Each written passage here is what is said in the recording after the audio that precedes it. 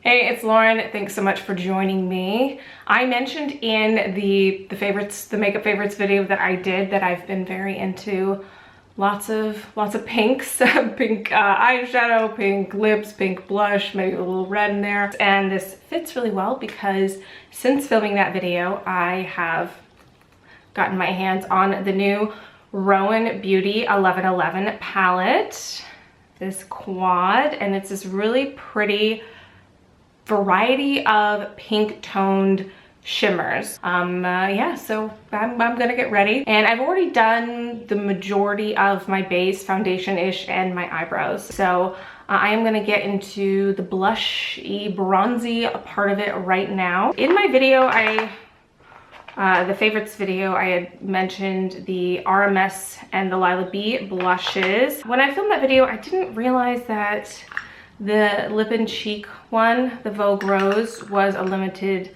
edition blush. I kind of pulled out a couple of blushes that seem a bit similar. This is from Physicians Formula, and it's a sunscreen multi-stick, so I think this is newer from them. I thought I'd use this, especially since I'm going to be doing my blush in like a draped way, and this works out right now because I have some eczema flare-ups.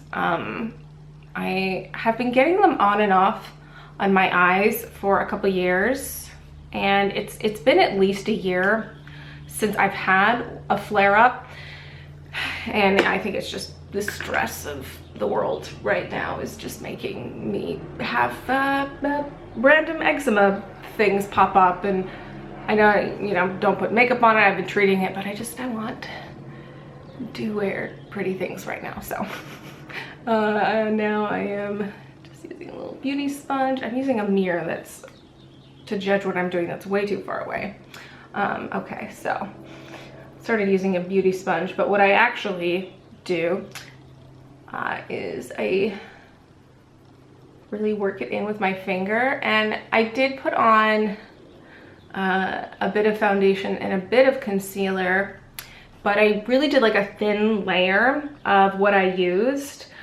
Because what I do is when I do a more all over pink sort of look that has like a draped situation, where the blush and the highlight and the bronzer all really meld together. What I do is I really like let that go crazy, and then I go in and like strategically conceal areas where I don't want pink or redness to be. It's like I'm using an eraser, you know, I overdraw and then erase. I find that that works better for my skill set and my face shape. I find that more like chiseled, perfected makeup, or like very, I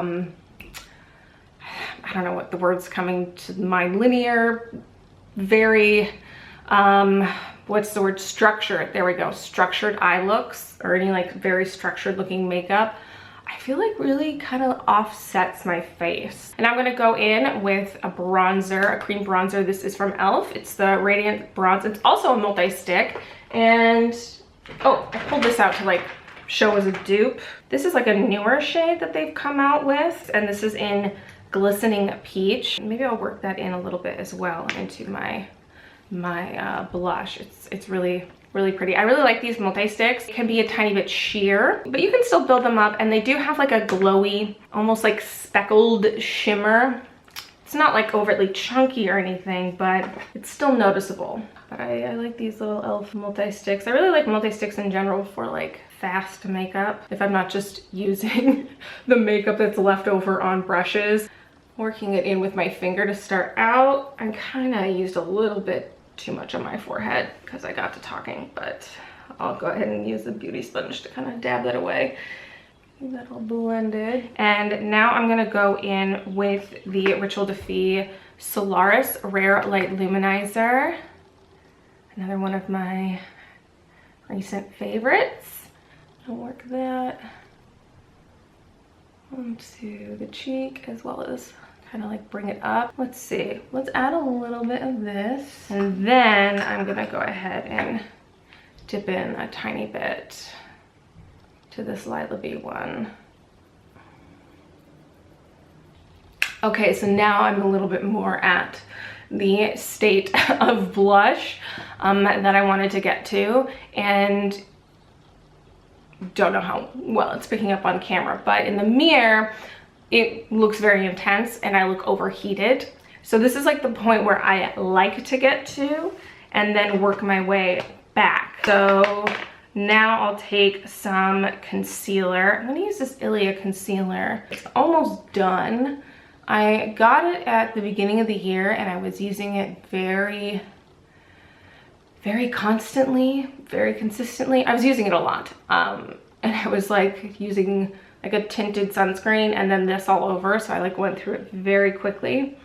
But I feel like as it's aged, it's gotten like yellow. It's like it's almost like it's oxidized or gotten darker as it's aged. I'm not sure. So I have played with all of the shadows in this palette, and I'm gonna do like a mix of all of them in the look that I create. And I'd say like this palette compared to the other Roen palettes, like there definitely is like a similarity in terms of formula, but I feel like this one has the most diversity, I'd say, in terms of kind of textures of the finishes. So these two colors, I'll do like a little swatching action as we speak. So these two colors have the most, well, color base to them. So this one's like more of a pretty rose shade, and this one has like this really pretty like kind of corally peach. And when you use a brush, it's very sheer and the color intensity is just very light. But when you use your fingers, it really packs a punch. These two, their shimmers are a little bit smaller. And then this one, it's much darker and it's got this like cool toned kind of gunmetal bit to it, but then it has this like really cool shift where it has bits of pink, gold, and like almost like blue shimmer in it. So it has this kind of duality shift to it that like flashes, and it still has like a pretty nice pigmented base. Now this one hashtag, it's gotten a little bit of like a harder top to it for me really digging in.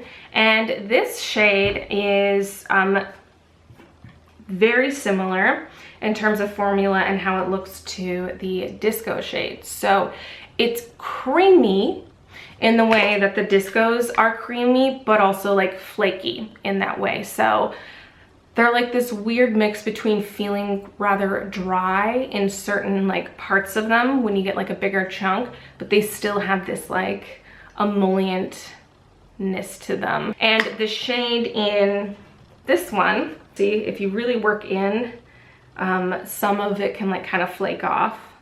Like if you've ever played with, well, mica, if you've ever like seen rocks that have mica on them and how it like flakes, it's really like similar in like that kind of like scaly way. Anyway, so here's this one, and it is this really beautiful pink, and there we go. And sometimes you can get these bit more like chunky bits to it. So this one has, I'd say, the way more fallout than these other ones, and the potential of it, and a little bit more like a topper. But so this is like a really pretty pink that actually has a bit of that blue shift in it, as well as like, I feel like different tones of pink and gold sparkle. So it's a bit more like a topper. So let's actually get into the eye look. We're going in, getting to the task at hand.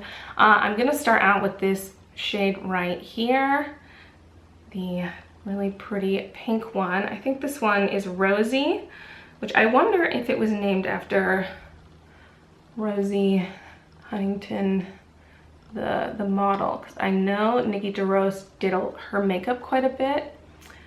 So I'm just starting with my finger and going right in I'm not gonna mind too much if it gets kind of like messy, because like I said, I'm like totally the type of person who like cleans up. I was waiting for this palette to drop. It had been teased for so long. I know that there had been like some Instagram stories that Nikki DeRose, the makeup artist founder of this brand, she had like teased. And then also there was build outs in Sephora that had been built out months and months ago. And all right, so now I'm dipping into the coral shade, the more peachy one. And I'm gonna put it on this side. Sephora's making a bigger push for clean beauty and having more in-store clean beauty build outs, and they're more like end caps, so it's like a curation of a brand. They've had like varieties of those over the years, but they're like kind of extending those and having one like I think in every Sephora. I had seen the build out at my local Sephora,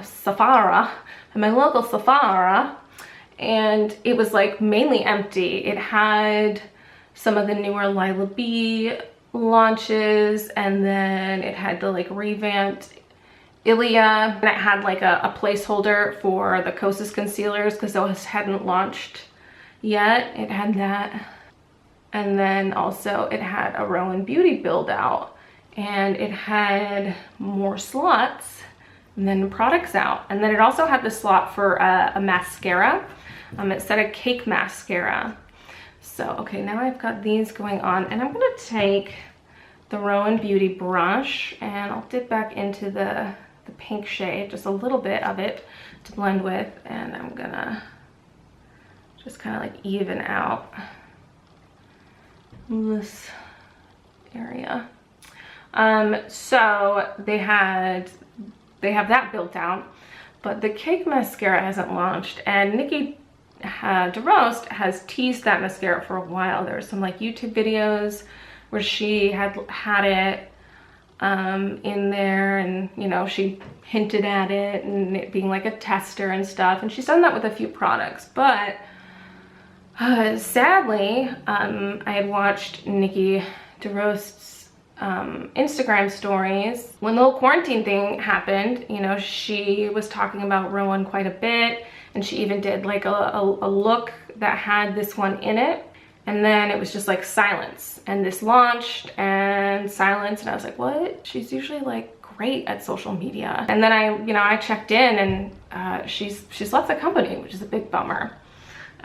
So now I'm gonna dip in to this shade. So I'm using the brush, and I don't know, it's finger situation, but I want to really like work it in to my crease for depth. So I'm going to use my finger, my pinky finger, and work that in right into the crease. So yeah, she stepped down from the company. She's the founder, and I think she was like the CEO as well. So her and her backers, her partners, the money folks, just like had differences, I guess, on where the brand was gonna go. So that's a bummer, because I really enjoyed her vision for makeup and, you know, the products that she had created. So now I'm gonna go in and start blending with this brush. I'm really letting it go all the way up to my brows. Okay, so I'm gonna go back in with the pinky one I used first, and just because I blended quite a bit, I want a bit more of that pigment to come back. So I'm gonna just go right in the center, because on the inner part of the eye, I'm gonna use the shade, I think that's called Hashtag, the one that's the lighter pink one. From my experience using the Rowan Discos, if you really want them to like stay put, they actually respond pretty well to going on top of either a glitter glue or a sticky base that hasn't dried down. So like, I often like to pair it with like the Jillian Dempsey lid tint. This is just a clear one. I'll just like put a little wash of this on my lids and then put the Roen shadows on, or these guys. These are amazing.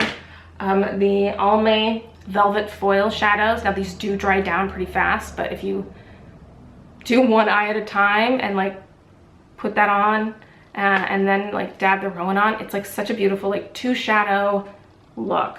They are, I feel like, dupes for the Charlotte Tilbury Eyes to Mesmerize. I'm gonna go into this while I talk, multitask. Yeah, so I really love the Charlotte Tilbury hot shadows. I have, is it Marie Antoinette? Yes, I have Marie Antoinette, and it's one of my favorite bronzy everyday eyeshadows to use. So now I'm gonna take, this is the Colorslide in, is this Jam? No, it's Magic Carpet, so it's a pretty metallic. I'm just gonna like do a little bit of it right up against the lashes. Oh my god, I just put the wrong cap on. Was not paying attention and just, well, made a big mess of that. Okay, so I have that on. That's all right, I'm pretty much finished with that one anyway. So now I'm gonna dip into using the copper one. I think this is called Dirty Penny. And I'm gonna take this one and I'm gonna mainly use it in the waterline up here. And then I'm gonna take it on the lower lash line. So now I'm gonna buff my lower lash line, and I'm letting those like smudge into the super jammy eyeliner. Okay, and I am gonna take the Roen brush, the little tiny side, and dip into the pink with the copper.